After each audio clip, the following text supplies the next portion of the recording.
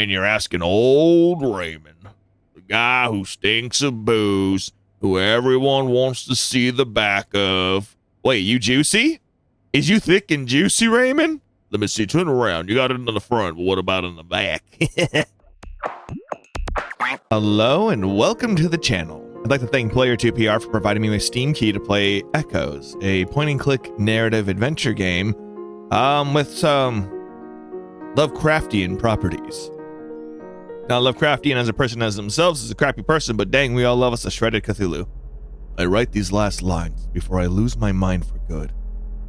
I cannot allow the truth to die with me. I have to remember. I'm Inspector Ricky Fox. Nice name. Arthur Petrovsky. His death was no suicide. And that just one small detail of this case. The others, I can feel them closing in. I don't have much time before they. The blood. My memory is clouded, but I have to remember. It began 6 months ago. I was happy. I'd just been promoted to the rank of detective in a quiet neighborhood. I was married to a wonderful woman, Jody. We decided to start a family. Chris, my son, are you safe? And then the news struck us, like a slug, the jaw.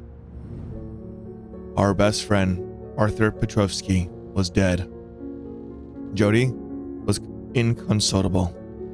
Our ties with him had been pretty stretched since he'd moved to the other end of the country. But still, we couldn't accept the results of the inquiry. Suicide? It was out of character. On June 30th, we received his ashes with no explanation. Apparently, Jody and I have been listed with the insurance as his only emergency contacts. I tried to find out more through the internal office files. I ignored protocol and even asked my colleague for a few favors. Nothing checked out. The investigation had been led by a team from the Bureau. They'd locked everything down. Something about this case smelled wrong. What would the feds have to do with the death of a small-town doctor in the middle of nowhere? In a last-ditch effort, I picked up the phone and called Arthur's local police station. I got Sheriff Gianna Walter. She wasn't thrilled with the idea, but she finally agreed to let me look at the file. Even though it was in no way official, I fully intended to seize the opportunity to do my own investigating. I took some leave and jumped into my car. If only I'd known what was there, waiting for me. Echoes, Episode 1. Greenhearth. Now, this is a narrative-driven game. I'm not going to be playing through the whole thing in a single video. I'm not that person to do that. If you find this interesting, please give the game a look, put it on your wish list, help to support a developer with a story. Okay? You hear that? All right, cool, thank you. Arthur had lived in Greenhearth, a small town at the other end of the country, sandwiched between two nature reserves. It might have been a backwater, but the surroundings were magnificent. Great forests of pine and oak clung to the side of the mountains that overhung the valley. The town was accessible by a single road, bypassed the reservoir dam, which provided the region's power, or winding down to join the main street. It didn't take me long to find a precinct. A few minutes later, I was stepping through the door. Gianna Walters was a frosty woman who didn't like a job poorly done. First thing I noticed as I approached her desk was her arctic blue eyes that stared at me with disturbing intensity. We talk about people with, like, blue eyes, and they're like, hi, hello. They're just waiting for you to compliment their eyes because, you know, it's a thing, literally. We all make jokes about it. Like, but, like, people with, like, the really blue eyes always expect a compliment for some reason. Detective Fox, I presume. I'm Gianna Walter. Good to meet you. You too. Dr. Petrovsky and I were very close. His death, especially in the circumstances, was a big shock to my wife and me. As for the inquiry, look, Detective, I understand you're grieving for your friend, but I assure you everything was done by the book. You can see for yourself. Really? Weren't you surprised that the Bureau was looking into this case? Yes, the Bureau took the case seriously, one more reason to trust their conclusion. Don't you agree? In theory, this kind of incident was dealt by the local police, except in exceptional cases. I was pretty sure Sheriff was aware of that, which led me to believe that she wasn't going to be very cooperative. I predicted that she'd let me have a glance at the file. Nothing more. Well, anyway, I guess you must be pretty tired from your journey. I took the liberty of booking you a room at the Golden Sky. Maybe you'd like to get some rest before you get started. Let's not waste any time. Listen, it's still early. Let's not waste any time. All right, then. I'm listening. Where do you want to start? What was your relationship with Dr. Petrosky? He was the town doctor. He had a lot of patients with serious psychological problems. Some of them potentially dangerous. Sometimes he'd ask me to step in. Let's see. So your relationship was exclusively professional? The sheriff hesitated for a moment. Did that mean anything? We had an excellent relationship, yes. I see. Can you tell me the circumstances around the death? He was found in his bathtub, bled dry. Huh. That doesn't sound like the Arthur I knew. What do you know about the autopsy report? The feds took care of everything. I didn't see the report, but they confirmed that there was no possible doubt. What about the cremation? Arthur had always said he wanted to be buried in his family vault.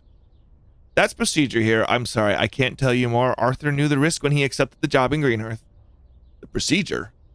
That seems strange to me. But I didn't push it, especially so soon in my investigation. I'd figure I'd have other ways of finding out more without putting the sheriff on the spot. Just one last thing. Who found the body? I did. You? What were you doing in his home? When he didn't show up to his practice, I decided to go to his apartment. That's how I found him. Have you got any leads? You know the case. I'm guessing you might have a lead or two. A lead? The file's been classified, so no, I don't have any leads for you, detective. No persons of interest? You must have heard some of the witnesses during the inquiry before the Bureau guys took over, didn't you? She sighed. You could try talking to Raymond. He's one of the people I questioned after the death. Raymond? Just Raymond. Raymond Kolowski, but very few people know his last name. He's a vagrant. Do you know where I can find him? He spends his days hanging around in the diner, downtown at Greenhearth Diner. I don't think you'll have much trouble finding him. Great. That'll give me a chance to grab a coffee. Although, can I ask you why you think this Raymond is a person of interest? During the initial inquiry, 7 witnesses reported Arthur has been spending a lot of time with him in the final days before his death. Obviously, he's been interviewed several times during investigation, first by me, then by the investigators from the Bureau. Then there was nothing conclusive. Raymond's extremely paranoid, and that's without even taking into account his mistrust of the forces of law and order.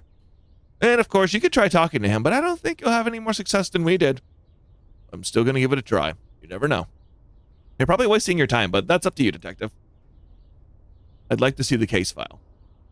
Of course. However, I should warn you, there's not much to see. What does that mean? Most of the documents, like the autopsy report, for example, were requisitioned by the feds. Come on, I'll show you a few of the pieces they left behind.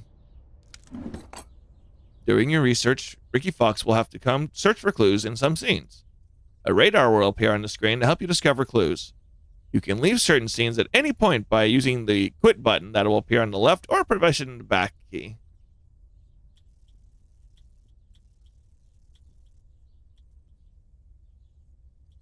I see, I get it. Try this one. Huh, Arthur's notebook. It might contain medical secrets, but Arthur has been careful and conscious. No names appeared, only initials. Apparently, Arthur's parents mainly suffered from psychiatric problems. The most recent entry concerned an OM. It was dated the day of his death. Just underneath, in a half-page of nervous scrawl, Arthur has added, "The chimes ring out without a sound. They cast a strange tale in my head. I will become consumed by the echoes of their song." I didn't know what to think about all that. Everything seemed to suggest that Arthur had lost his marbles at the end of his life, which made the suicide theory credible. It all seemed pretty fishy to me. The Arthur I knew had no history of mental illness.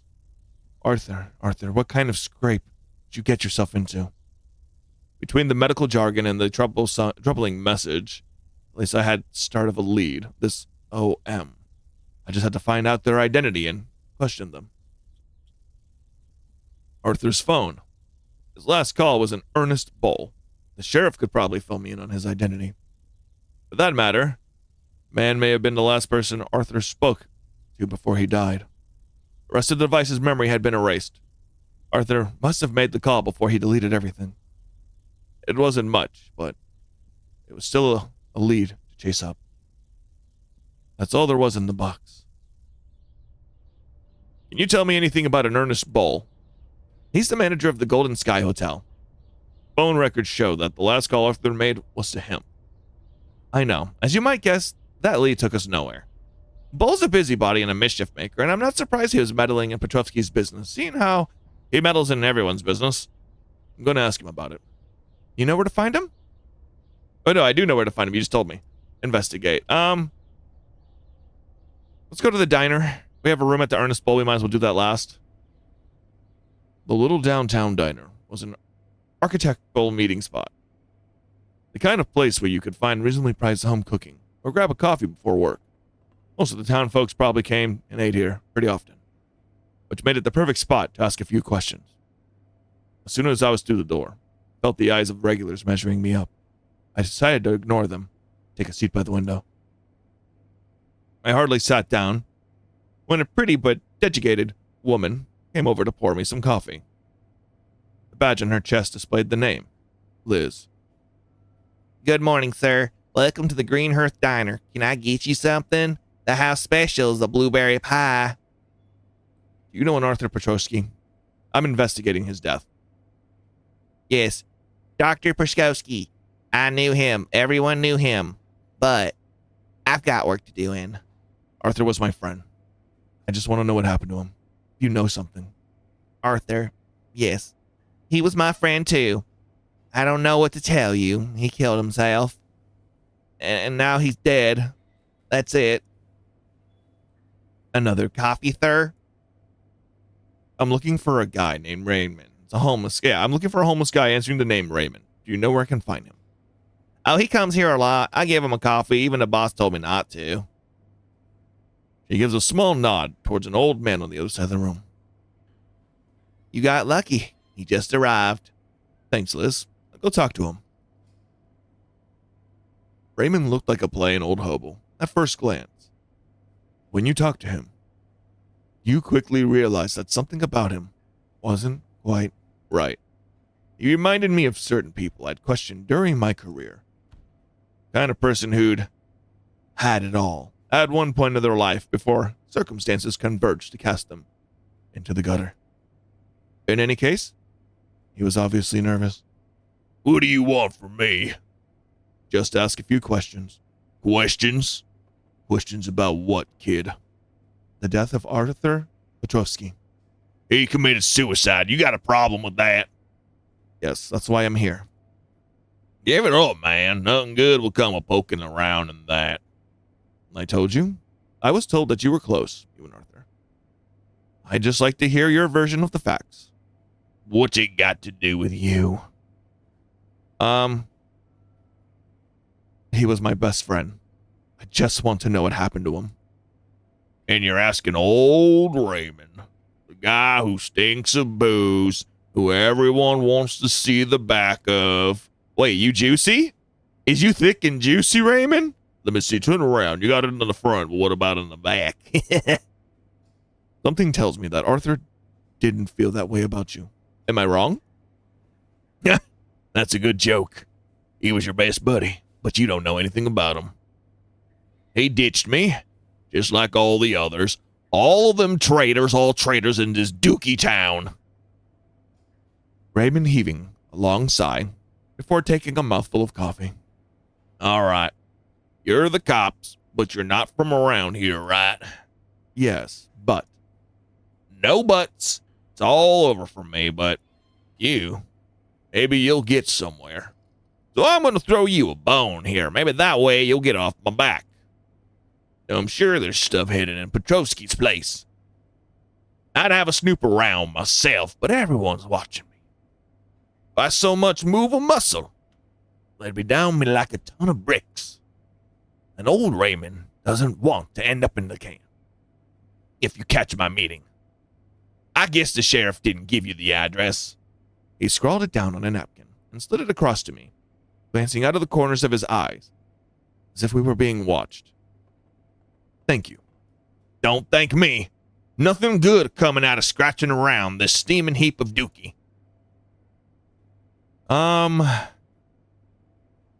Question, Ernest Bull?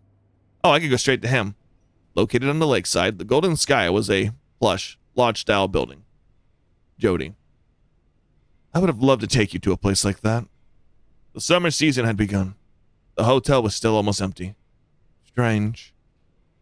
I'd hardly gotten through the door when I was warmly welcomed by a plump man cheerfully throttling down the stairs. Ernest Bull, the hotel manager. I recall his smile. Hello. Welcome to the Golden Sky, Detective Fox, I presume? Glad to have you here. Good to meet you. I see you're well informed.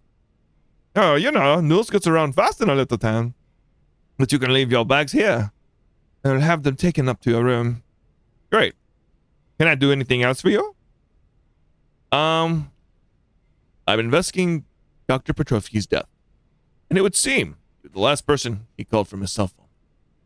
What did he say to you?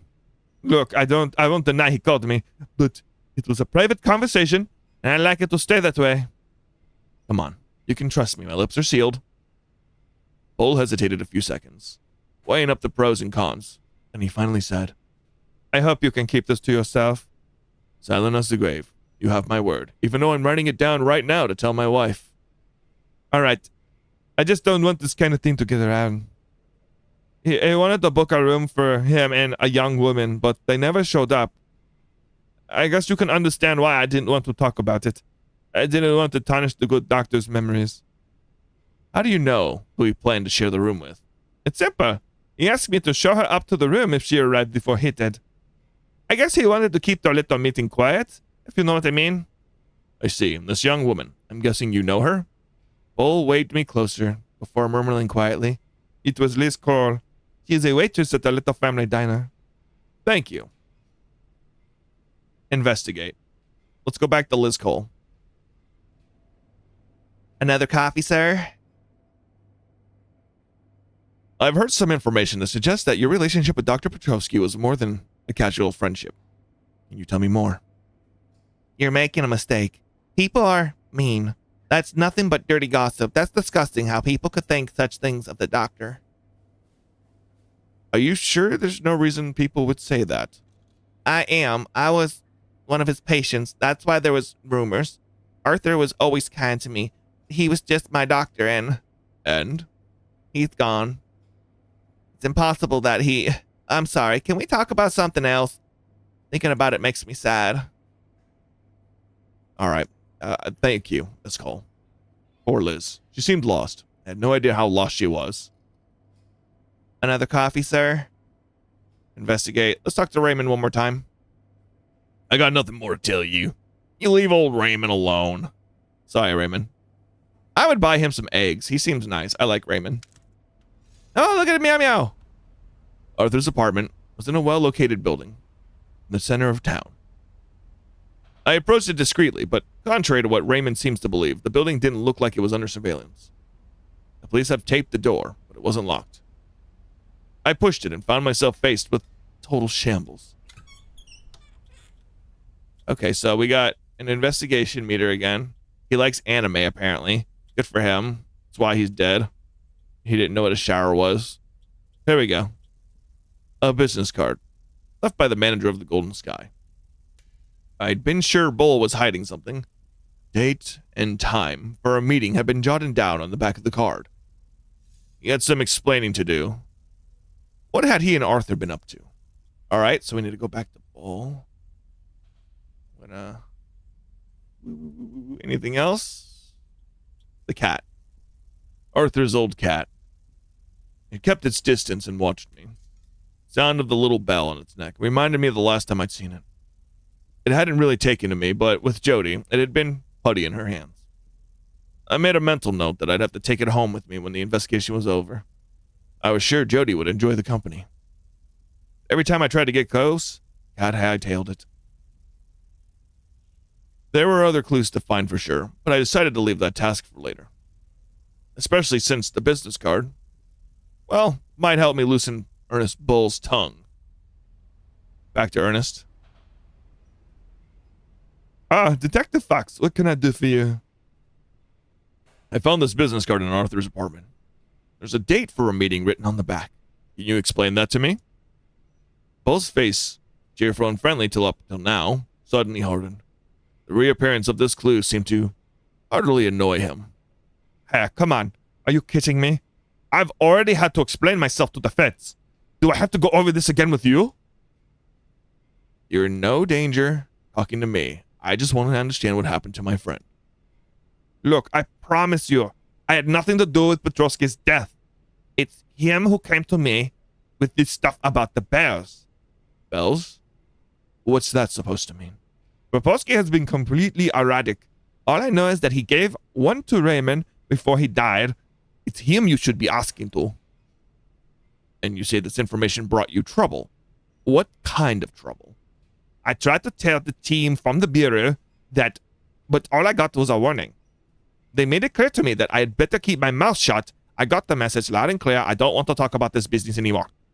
All right, I'm going to go talk to Raymond. But I hope you'll be more cooperative in the future. I've got nothing more to say, Detective. Bull. I figured he'd told me something important without realizing it. This stuff about the bells. Maybe that's what I'm missing to get Raymond talking. Up till then, the investigation had seemed open and shut. I didn't yet know how wrong I was. Investigate Raymond. When I got back to the diner, Raymond was gone. Faithful to her post, Liz came over to greet me. Hello again, Mr. Fox. What can I get you? Another cup of coffee? No, Liz. I've already peed several times today because you keep giving me coffee. But that is very kind of you. I'm looking for Raymond. Do you know where he is?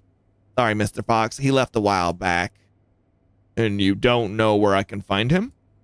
Oh, I'm sorry. I don't think he'll be back here today. Okay. Thank you, Liz. You're welcome, Mr. Fox. So how about that cup of coffee? I gotta go. Raymond had vanished. It was late. I only wanted one thing. Good night's sleep. I decided to leave the next part of my investigation for tomorrow. Resigned, I went to the hotel to rest and think. Clearly, there's something not quite right about this town. Arthur had been involved in something shady. I tried to reach Jody, but got the answer phone. In any case, I didn't have much to tell her. It was too soon to have a solid theory about what had been going on in Greenearth. The hotel was as comfortable as it seemed, and I collapsed onto my bed. The morning sun seeped between the curtains in my room, illuminating the patterns carved into heartwood, panels, paneled walls. The understand luxury of the hotel almost made me forget the town's ominous nature. I was ready to investigate and find out the truth about my friend's death. I felt invincible. What a fool. I should have left while there was still time. I should have gone back to my wife and forgotten this strange little backwater. First thing I did that morning was go back to talk to Raymond. I needed to clear up this business about the bells. Unfortunately, the vagrant wasn't around. Was he avoiding me? Or was this simply bad luck? Hello, Mr. Fox. Liz hurried over to pour me some coffee. Would you like a piece of pie today, or maybe bacon and eggs? I'll take the eggs and a piece of pie. You know what, Liz? I'm taking both. Oh, okay. Great, Mr. Fox. I'll get that for you right away. Hold on. Have you seen Raymond today? No. He hasn't been to the diner this morning. Sorry. Anything else, Mr. Fox? No. That's all. Thank you, Liz. I just hit the first snag of the day. Something told me it wouldn't be the last. The fact that Raymond wasn't there yet didn't tell me anything much. Had I been dealing with Arthur's killer?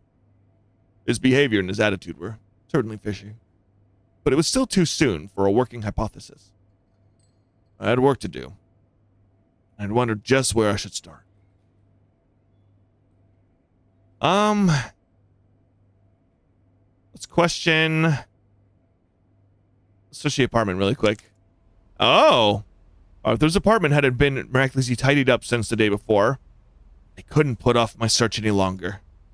I knew what I had to do, even if the prospect didn't exactly delight me. I rolled up my sleeves and began forging for clues. Well, here's my first clue. A bottle of whiskey? Arthur had loved hard liquor. Me? I was more of a beer kind of guy. The odd thing was that I was almost certain that I had seen this yesterday.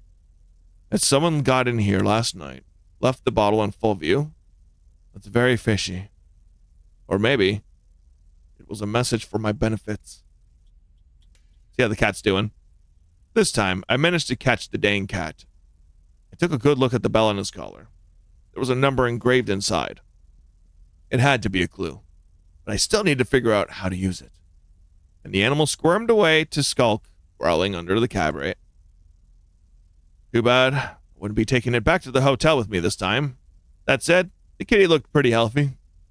It must have found someone to feed it, as well as a way of getting in and out of the apartment as it pleased. Good. Oh, hello. A sketch of Arthur. This wasn't the work of a beginner. Maybe it was a gift from one of his patients. It was signed with the initials O.M. Final entry in Arthur's notebook that the sheriff let me take a look at the day before. So this O.M. was an artist. Probably an artist who was well known in the town, judging by the quality of his work. Maybe he was a regular at Greenhearth Diner. Miss Cole should be able to tell me.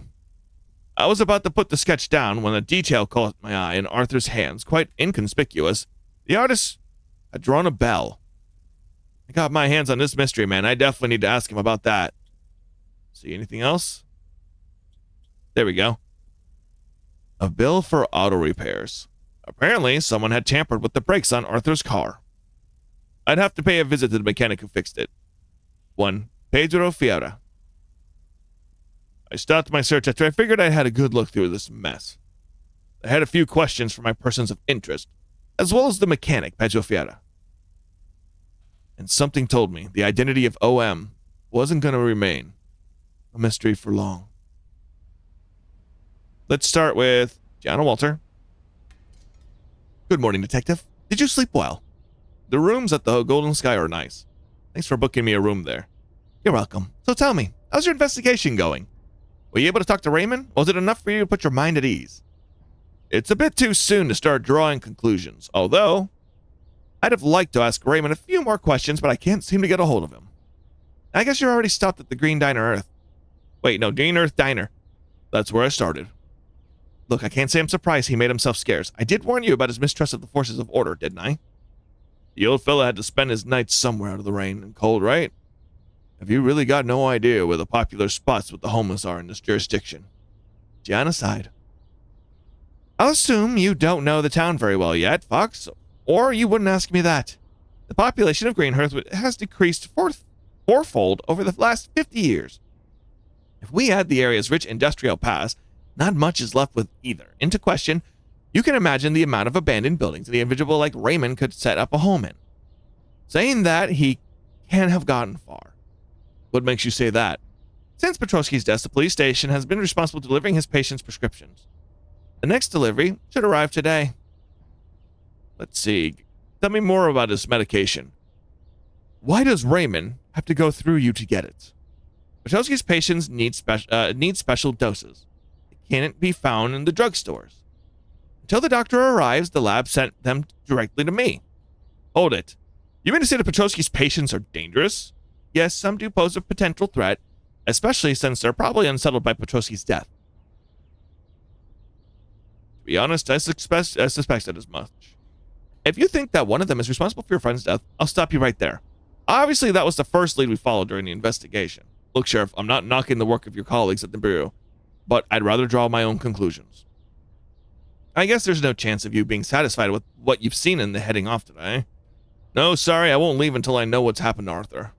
Kiana Walter let out another of her trademark sighs. Fine, as long as you don't louse up my town, I'm prepared to tolerate your presence here. And if you want to make yourself useful, seeing as how you're so determined to track down Raymond, drop by later and I'll give you his medication. That should help you bring him in. Thank you, Sheriff. Don't thank me yet. You'll see it'll be no picnic. Until then, beat it. Investigate. Let's talk to Pedro. This is Pedro Farah. Literally wasn't too smart. He was odd, too, like the others. I was beginning to wonder if there was anyone normal in this town. Hola, soy Pedro. You have a car for repair? I hope he understood enough of the language to communicate. Hello, Mr. Farah. I'm Detective Ricky Fox. I got a few questions for you. Si, senor. No hay problema for the questions. Pedro has nothing to hide. Honest business here. I'm sure it is, Mr. Farah, but I'm not here about that. Tell me, did you repair Dr. Petrovsky's car recently? Do you remember? Yes, I remember. Accident. That's rare here. Can you tell me about the repairs? Nothing to say. I don't want problems with La Policia. Don't worry, Mr. Farah. I don't want to involve the local police either. Dr. Petrovsky was my friend. I'm just trying to understand why he's dead.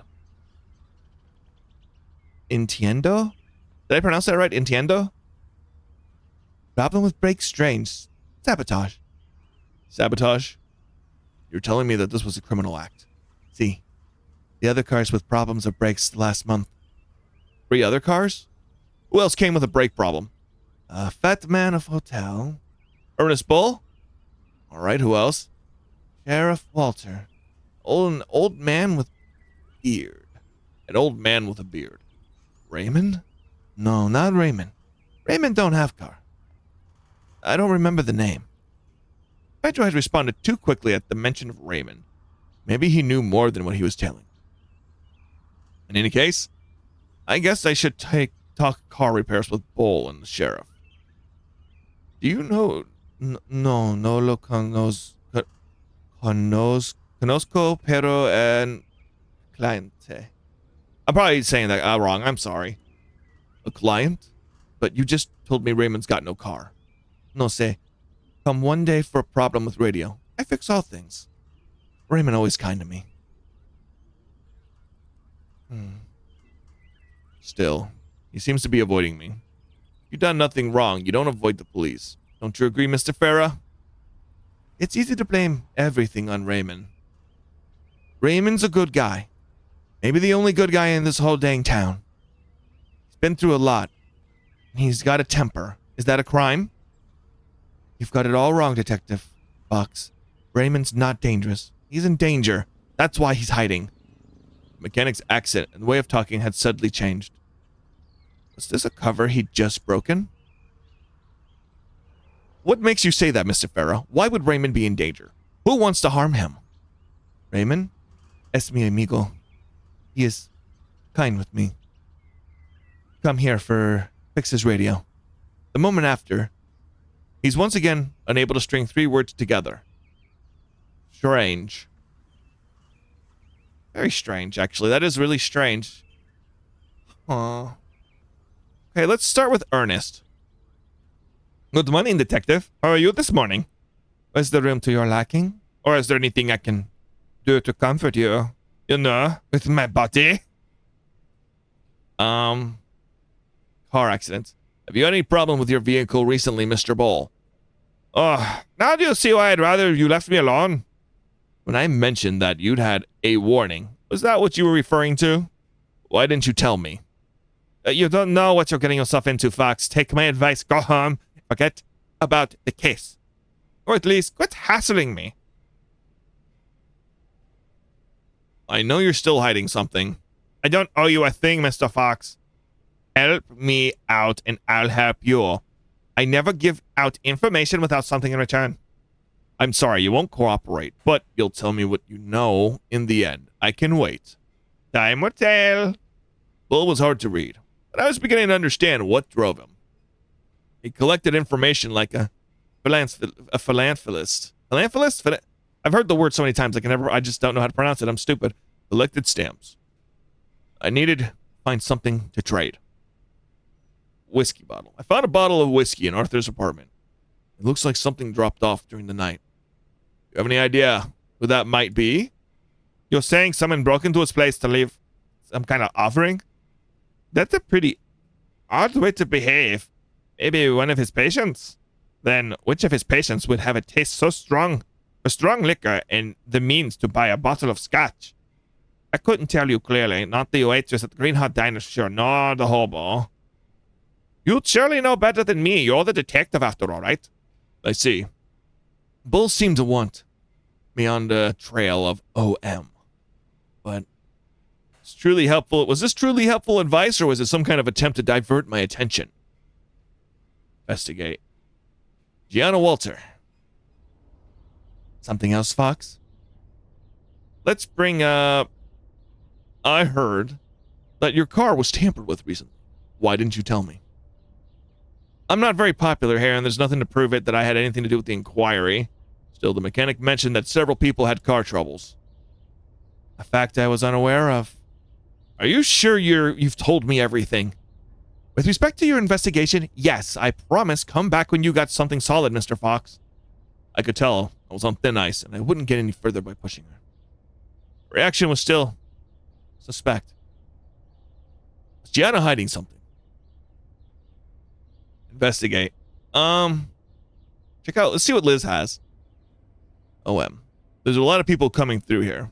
Would one of your customers be a painter by any chance? Mr. Morrison, maybe. He's an artist. He comes in here with a sketchbook. Really? Do you know his first name? Oh, of course. His name's Oscar.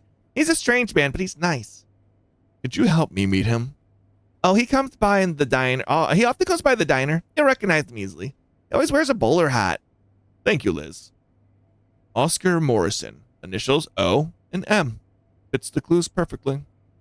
All I had to do was keep a lookout for a man in a bowler hat. Question.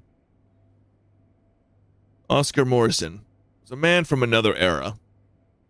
His manners and his accent made me uncomfortable. He strutted like an English lord. Despite his friendly demeanor, I could sense disdain for him. I know that I was just... I know now that it was just a cover. When I met him for the first time, he was a dandified old guy who gave himself airs. Greeting, Mr. Fox. Oscar Morrison. Delighted to finally make your acquaintance. Good to meet you, too. Especially since I had some trouble finding you, Mr. Morrison. To be perfectly honest, I was expecting you to come and speak to me sooner. In fact, I was on the verge of coming to introduce myself. But it was far too much fun watching you trot around like a headless chicken from one end of town to the other. I suppose you have some questions to ask me, do you? Go ahead. You are a patient of Dr. Petrovsky? Is that right? A rhetorical question, Detective.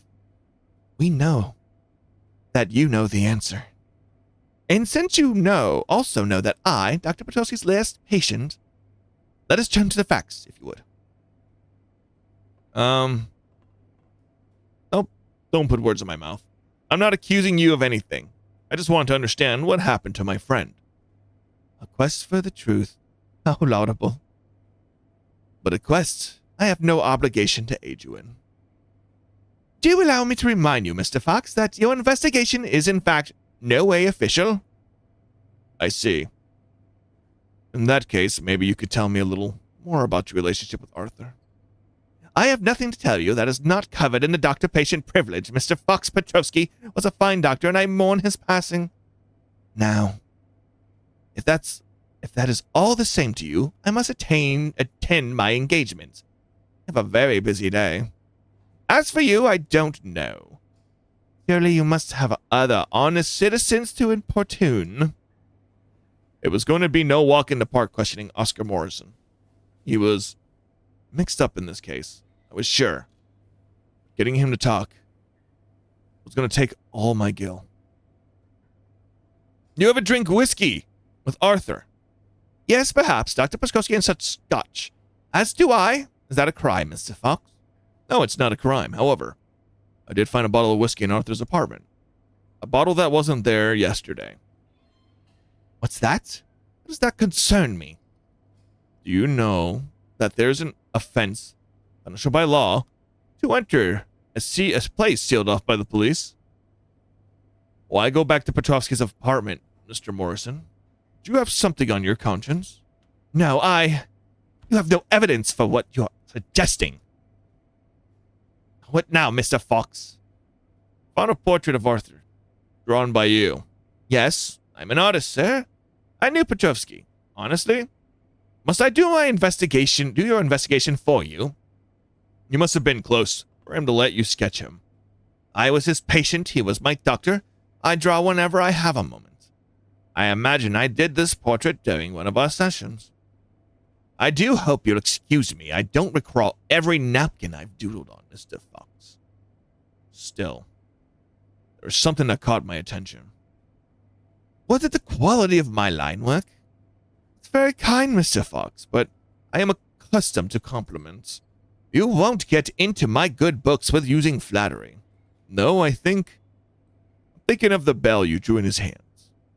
A bell, really? I don't recall that detail. Oscar Hand stopped grandstanding. I needed to watch him, like a hawk now. Where's the bell? The bell?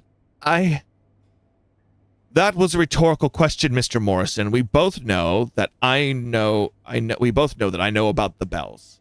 I don't know how. Arthur gave me the bell, yes. The feds, perhaps. This time I had him. Fine, you win. Yes, Arthur gave me the bell just before he died, like several of his friends. 5 bells, 10 numbers. Who else got a bell? His cat has one on its collar. I don't know where the others are, I swear. Petrovsky, he was hiding something dangerous. The bells are the key. All I know. And your bell, where is it? I gave it back to Arthur. Go back to his place, you'll find it. Thank you, Mr. Morrison. Don't thank me, Fox. You have no idea what you're getting yourself into. I hope you'll remember that I tried to protect you when you're done stirring up this hornet's nest. I was sure I hadn't seen any bell in Arthur's apartment, but there was no harm in going back to check. What now, Mr. Fox? Let's go to the apartment, actually. I'm curious. It's got to be here somewhere. Oh, there you are. A bell in the shape of an elephant. I was sure it hadn't been there during my first visit. Such an outlandish object would have gotten my attention immediately. So this was the true case of that visit when Morrison had forgotten the bottle of whiskey. It almost looked like he wanted to put me in some roundabout way into this lead. It said a lot about the man's deviousness. Why had Morrison wanted to get rid of me? But more importantly, why had Arthur been so obsessed by these bells before his death? There was nothing special about it. It was the kind of thing you could pick up for a couple of dollars at a souvenir store. Someone had engraved the number inside it. L on the cat's collar. Something told me this was going to be an important clue. I didn't realize just yet how important. In any case, it was information I'd maybe be able to use in exchange with Ernest Bull. Okay, let's go to Ernest.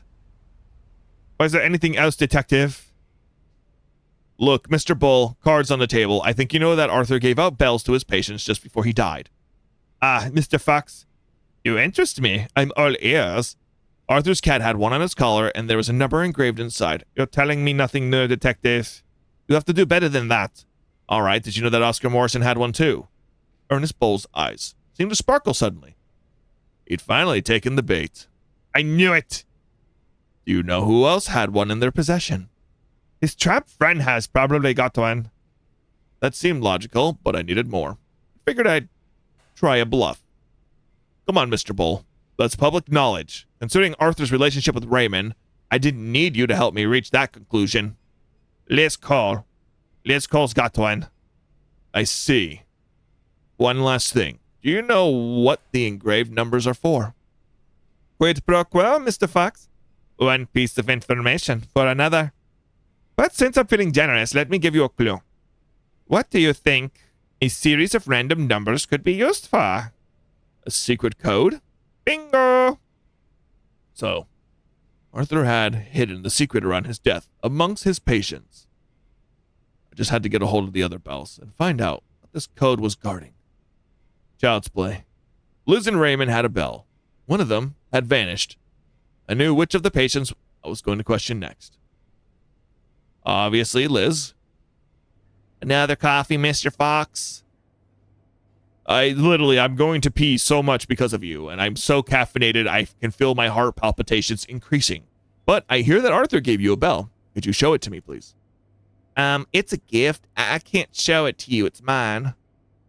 I need to see the bell, Miss Cole. It's important to my investigation, you see. I don't want to take it away from you.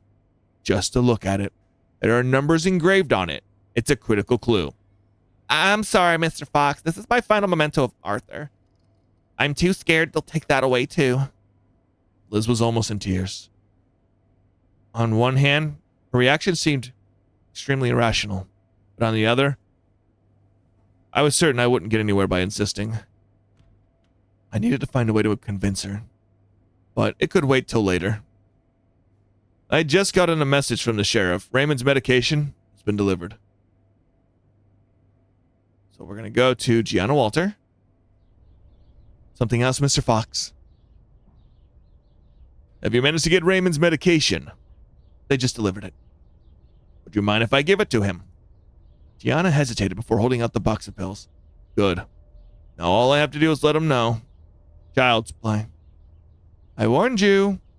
But still, Raymond's got ears everywhere. I'm sure someone in town will be delighted to tell him that you've got them.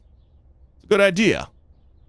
I know. This isn't the finest time I've had to run, the first time I've had to run around to give him his meds. Okay. Let's go to Pedro. He said they're friends. Hola, senor. Do you need some help?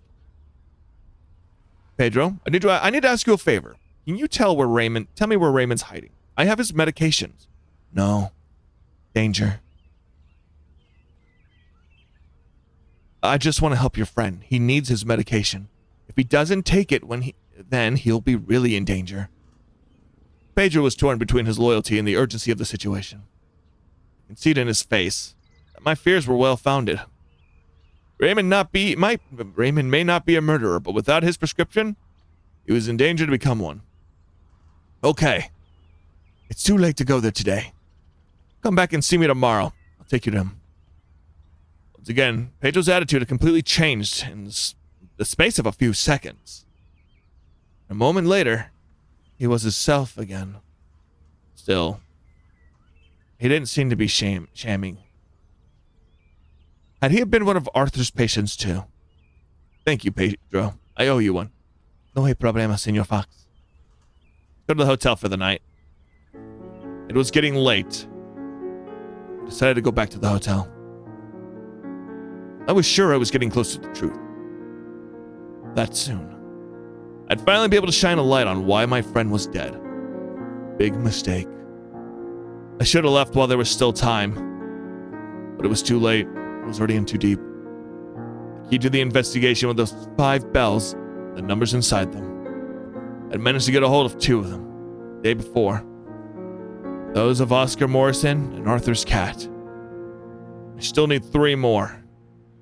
I could believe that what Morrison said. I knew that Liz and Raymond each had one. So who could possess the last one? That day I knew how I'd start my day. I went to wait for Pedro at Greenhearth Diner. At her post, like always, Liz comes straight over to pour me some coffee. Good morning, Mr. Fox. Will you have the same as yesterday? Just a coffee. Thanks, Liz. She was looking out of all sorts. Is everything okay, Liz? You're not looking too well today. I've mislaid my medication. I don't know how I'm going to manage, Mr. Fox. I need it, you see. I'll see what I can do, Liz. I made a mental note to talk to the sheriff. Maybe she'd also received Liz's meds for the day before, too. Thank you, Mr. Fox. You'd saved me. You'd saved my day.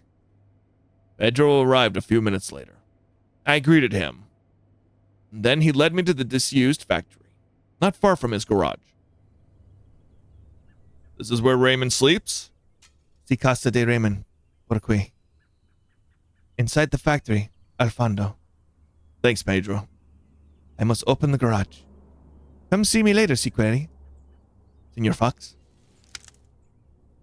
Raymond's hideout was set up in the rear of the building, well away from the road of prying eyes.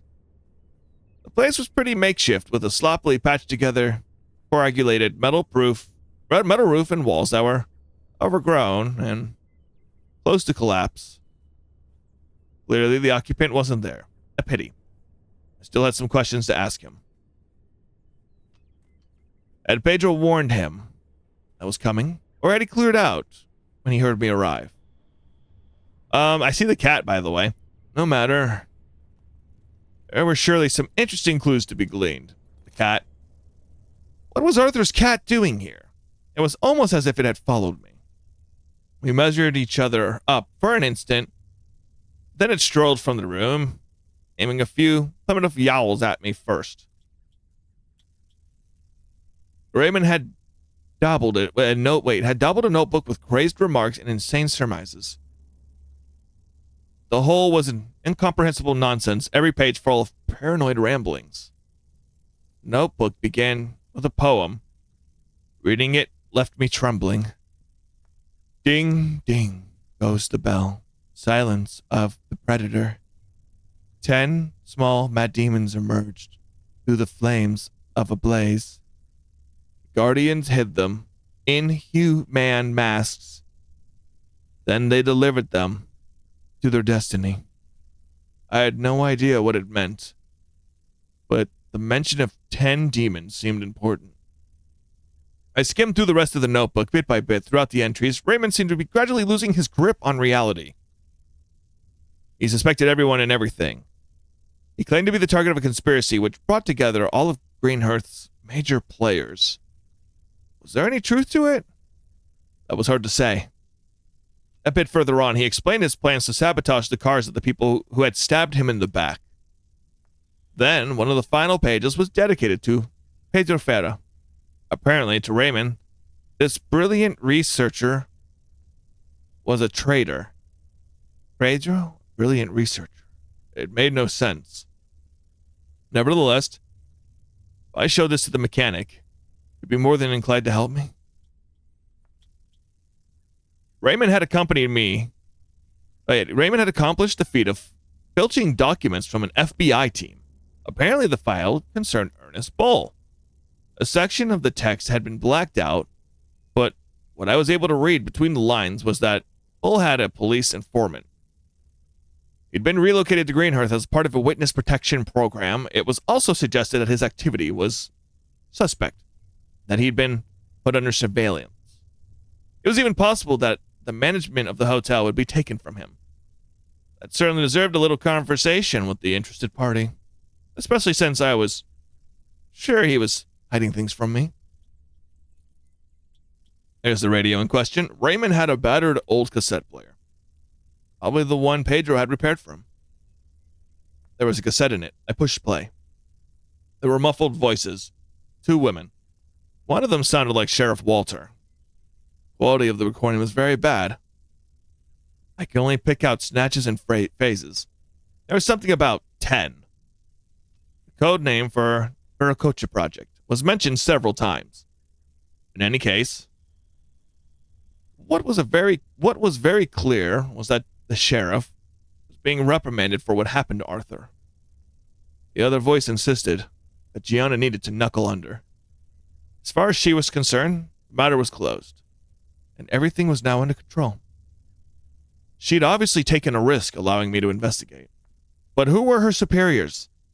This business of 10, and the project with the code name were clearly not within the scope of the local police.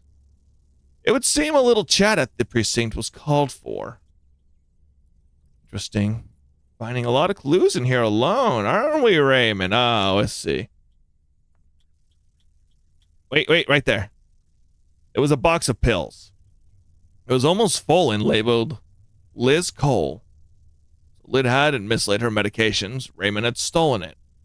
The sheriff stressed the fact that the doses was individually adapted for each patient. But if Raymond had stolen it, that could mean that maybe he didn't need his own prescription. At least not for the next few hours. I could take them, give them back to Liz. I think she'd agree to show me her bell in exchange. But if Raymond was running short on May in the meantime, I'm going to take the meds. Tough luck for Raymond. The numbers on Liz's bell were too important. I figured I'd seen all the relevant clues, so I decided not to hang around any longer. I wonder if that was a mistake on my part. But we're going to go ahead and stop the investigation here. I'll come back to this in due time, a while after release, because this game did just come out. I don't want to spoil too much as we keep diving deeper into this narrative investigation. See if I'm taking the right path and talking to the right people now, are we? I hope you enjoyed this video. My mouth is very dry. I've been talking like this for almost an hour now. Thank you, Player 2, for sending me this key. And I appreciate you guys as always.